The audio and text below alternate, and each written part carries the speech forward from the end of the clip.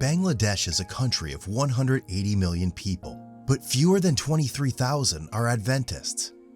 That's one Adventist for every 8,000 people in Bangladesh. The challenge of reaching the people of Bangladesh for Jesus seems impossible, but Ajoy Kayang believes that with God's help, even one person can make a difference. Ajoy Kayang is a global mission pioneer in rural Bangladesh and has worked with the villagers in his region for several years.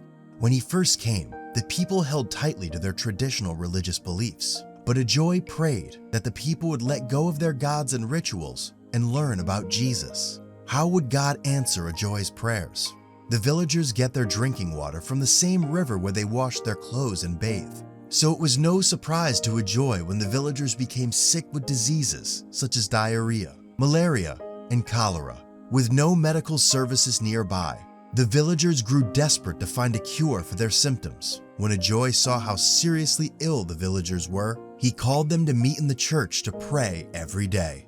At the end of the week of prayer, Ajoy noticed that many of the sick were recovering. They could also see the healing. As a result, many asked to follow Jesus. Today, most of the villagers are Christians, but even though they have received the opportunity for spiritual healing, they remain in need of resources to guarantee a dignified life.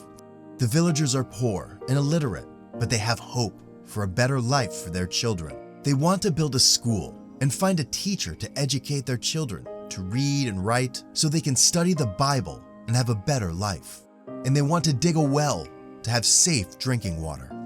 Ajoy is grateful to be a part of God's Global Mission Pioneer Team. We are part of that same team, for our faithful promise offerings support the work of Global Mission Pioneers in more than 100 countries. Our promise offerings help spread God's message of love to people who do not yet know Jesus.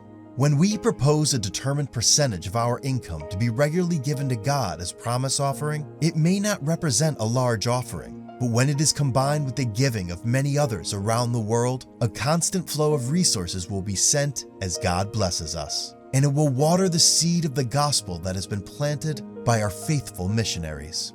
As we return our tithe and promise offering, we allow God to work through us, encircling the globe with the three angels' messages.